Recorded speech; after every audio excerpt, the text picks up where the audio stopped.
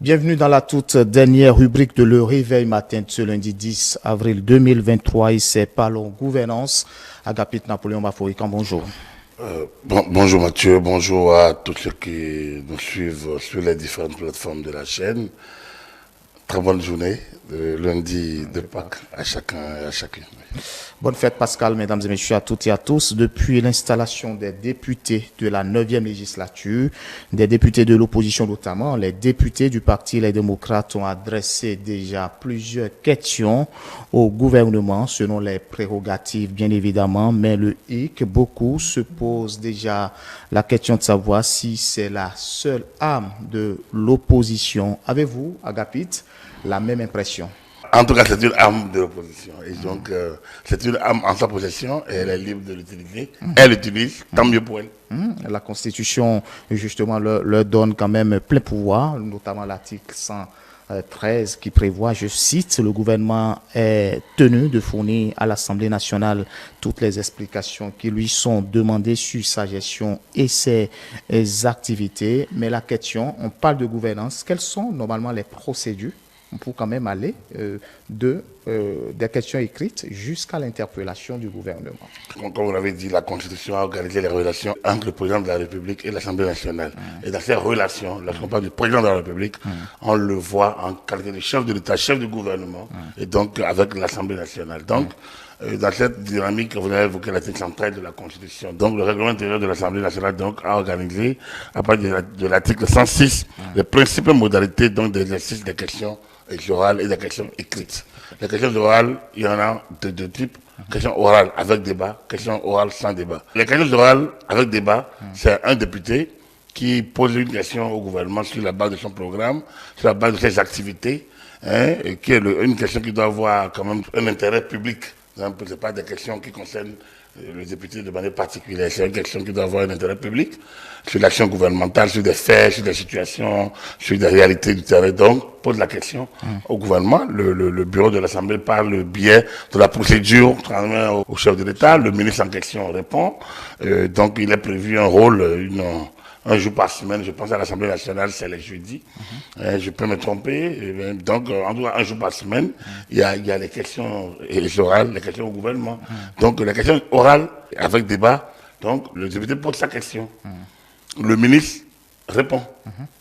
Et donc, après la réponse du ministre, le président de séance organise la prise de parole selon le temps imparti et selon les interventions, notamment des groupes parlementaires. Normalement, chaque groupe intervient selon son importance. Il y a un temps de parole, en tout cas, afférent à un groupe. Et donc, chaque député utilise ce qui devait lui revenir si tant qu'il y a plusieurs députés dans le groupe parlementaire qui voudraient prendre la parole.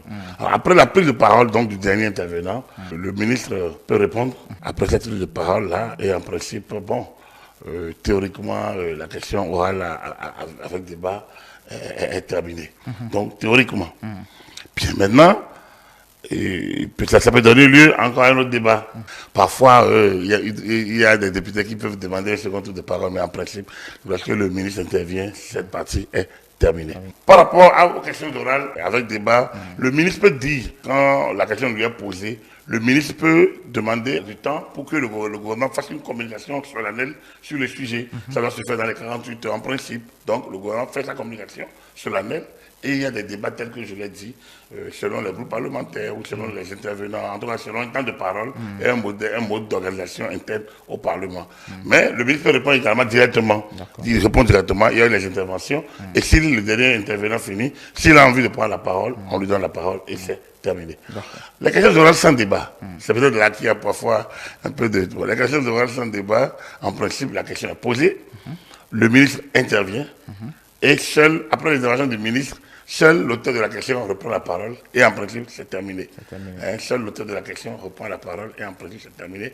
Mais au regard de l'intérêt, au regard de l'évolution, la question orale sans débat peut être transformée rapidement en question orale avec débat. Ça, donc c'est un petit jeu qui se joue. Maintenant il y a les questions d'actualité. Les questions d'actualité concernent des sujets un peu plus d'actualité qui sont déroulés dans les 30 jours, normalement maximum un mois. Et donc, c'est presque les mêmes procédures Et que les autres, bien, c'est au niveau de l'actualité. Et là, il n'y a pas un rôle, il n'y a pas un ordre de passage. C'est selon l'actualité.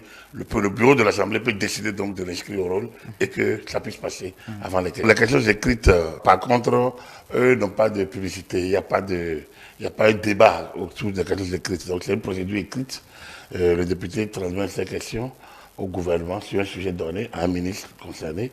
Et le bureau de l'Assemblée nationale transmet. Le ministre doit répondre dans un délai de 30 jours. Et tout comme les questions orales avec ou sans débat, il peut demander un délai supplémentaire de 30 jours pour assembler les documents et pour envoyer la réponse. Et voilà, donc dès que la réponse est envoyée, maintenant les questions écrites peuvent être à tout moment transformées en questions orales. Parce que si on a envie de faire encore une live publicité devant les autres députés en plénière, donc on le transforme en questions orales avec ou sans débat, ce qui permet donc que le ministre réponde publiquement devant les députés et que l'auteur de la question ou bien les autres députés puissent intervenir selon que ce soit avec ou sans débat. D'accord. En parlant justement des différentes questions adressées par l'opposition au gouvernement, on se demande si l'opposition a-t-elle une chance quand on sait que la décision de demande de questions orales ou écrites ou d'interpellation est prise à la majorité simple des députés présents. Non, les débats ne sont pas pris. Il n'y a pas vote sur l'opportunité de questions orales ou écrites. Les questions orales sont, avec ce débat, sont déjà dans l'ordre. Sont déjà dans l'ordre de leurs questions, ou de l'ordre où ils sont posés. Ces questions-là sont déjà là. Et c'est appelé au fur et à mesure. Tous les jeudis, on sait que si votre question est au numéro 5. Si un jeudi, on a pu passer le numéro 3 questions, donc vous êtes sûr que votre question passera à la prochaine fois. Il n'y a pas un vote à faire. Il y a de votes que si il faut interpeller le gouvernement, ou bien il faut mettre en place une commission d'enquête, c'est là que le vote intervient. Alors l'interpellation du gouvernement vient à l'échelle d'État où tout le monde peut être interpellé lorsque, dans l'espace de 30 jours, ou les 30 jours supplémentaires, un ministre n'aurait pas répondu à une question écrite. Ou que on l'a programmé pour une question orale avec ou sans débat, et que le ministre ne se présente pas sans raison. D'habitude, bon, c'est pas aussitôt qu'il demande à les appeler. On reprend encore, le ministre ne se présente pas. Alors là, 10 députés peuvent prendre l'initiative, donc de signer une motion, enfin de signer la demande d'interpellation, c'est déposé au bureau de l'Assemblée nationale. Et c'est là que se joue la décision prise à la majorité simple. Donc du coup, l'interpellation du gouvernement doit être faite par une majorité de députés. Vous me demandez alors sa probabilité, oui. Sa probabilité. Si le gouvernement se fait interpeller par sa majorité au Parlement, ça veut dire qu'il y a un malaise. On est dans le jeu politique. Si le gouvernement se fait interpeller par sa majorité au Parlement, ça veut dire qu'il y a un problème. Il y a un problème de communication. Ça veut dire qu'il y a un malaise. Maintenant, si le gouvernement est en accord et en harmonie avec sa majorité, en principe, l'interpellation ne viendra pas. Puisqu'il n'y aura pas la majorité pour voter. Voilà. Mais ce qui est de la bonne gouvernance, on parle de gouvernance ici, ce qui est de la gouvernance, c'est qu'il faudra que le gouvernement réponde aux questions du Parlement. Lorsque c'est une question écrite, que le ministre se donne le temps. Dans les 30 jours, ou alors demande les 30 jours supplémentaires, pour que dans l'espace de 60 jours, que le ministre réponde au député. Le député est l'élu de la nation. Donc, c'est une interpellation qui vient, c'est une question qui arrive, c'est une question du représentant du peuple. Donc, le ministre doit pouvoir y déroger, normalement.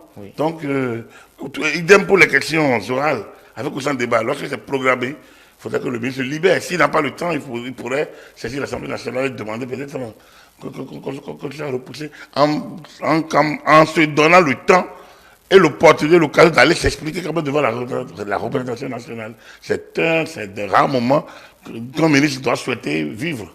Parler devant les députés, leur expliquer l'action gouvernementale, leur expliquer le pourquoi de ceci. Je pense que ça doit être un plaisir pour un ministre. Et c'est dommage qu'on tombe dans les logiques. C'est arrivé il n'y a pas longtemps même sous l'AI. C'est dommage qu'on tombe dans les temps où on interpelle les ministres et qu'ils n'arrivent pas. Qu'on pose des questions aux ministres qui ne viennent pas s'expliquer. Mais alors, lorsqu'on programme un ministre qui vient, qui reste là de matin au soir, on ne le programme pas, les députés sont dans leur petit jeu, là aussi, le ministre peut se dire, mais attends, c'est du travail, moi. Donc, il faut un ajustement, il faut que chacun joue sa partition et qu'il y ait une bonne communication entre les uns et les autres. C'est très difficile de voir quand même qu'en Afrique, bien évidemment, il est difficile quand même de voir quand même une majorité interpeller un gouvernement. Même en Europe, même partout. Lorsque dans votre majorité, vous êtes obligé de taper le gouvernement, ça veut dire qu'il y a un problème. Ça veut dire qu'il y a une communication qui ne fonctionne pas. Le gouvernement doit de temps en temps échanger avec sa majorité, faire le point des questions en débat, avec des questions, des situations, que le gouvernement doit échanger des éléments de langage avec des informations et des éléments de langage avec la majorité, pour qu'au Parlement, la majorité relaie ça également. La bonne communication doit pouvoir exister. Donc, si on en arrive aux situations où des membres de la majorité présidentielle au Parlement, lorsqu'ils en arrivent à poser des questions, parfois embarrassant le gouvernement, au point où le gouvernement n'arrive pas à y répondre, ou bien le gouvernement est absent, ou qu'on en arrive à une interpellation, ça dénote, comme je vous l'ai dit, d'un malaise. Et il n'est pas souhaitable, que ce soit en Afrique ou ailleurs, que ça arrive. Et ça n'arrive pas dans les grandes démocraties, mais de temps en temps, il y a des frictions. Et parfois, les chefs de majorité doivent gérer ça. Les présidents des groupes parlementaires sont là pour ça, pour être des relais entre le groupe parlementaire, entre les députés et l'exécutif. Dans tous les pays, c'est un peu leur rôle. Voilà. Donc, en résumé, les questions orales ou écrites respectent bien évidemment les principes, même si ça vient du côté de l'opposition. Oui, bien sûr. D'habitude, c'est même du côté de l'opposition que ces questions-là doivent venir. Oui, ça montre un peu l'équilibre des forces. Parce que l'opposition qui n'a pas accès à la gestion, l'opposition qui n'a pas accès aux éléments de langage du pouvoir, l'opposition qui n'a pas accès peut-être à certaines indiscrétions, a le devoir peut-être a l'opportunité, à travers ces questions, de répondre à certaines attentes. Et donc, c'est justement du côté de l'opposition qu'on attend le plus les questions. Et donc, le fait de poser un problème. C'est vrai, on a connu des abus liés aux questions, c'est-à-dire des questions abusivement posées. On pose comme si c'est au kilo. Non, c'est pas au kilo. Et je vous ai dit, si les questions orales, avec ou sans débat, aux questions qui devraient développer le pays, ou devraient permettre au pays d'aller de l'avant, on n'aura pas besoin de faire de la rupture, ni on n'aura pas besoin d'un Bénin révélé. Eric Ondedé l'aurait fait, parce qu'il en posait énormément à Yahi. Alors donc, alors pour quel résultat? Donc, il ne suffit pas de poser une question au gouvernement pour faire développer le pays. Et encore faudrait-il qu'on s'associe aux initiatives de développement et qu'on dissocie la politique politicienne des grandes initiatives de développement qui, heureusement, sous l'ère Talon, sont récurrentes. Voilà. Merci beaucoup. Agapit Plombafoy, quand je rappelle que vous êtes consultant politique, expert en gouvernance électorale, merci de nous avoir suivis, mesdames et messieurs. Bonne fête de Pâques à toutes et à tous. Retrouvez-nous sur l'ensemble de nos plateformes digitales, notre site internet www.etelebenin.com, notre page Facebook ETélé en direct, notre compte Twitter ETélé Live, notre compte YouTube ETélé en direct via notre application et Android ETélé Bénin. ETélé avec vous, pour vous.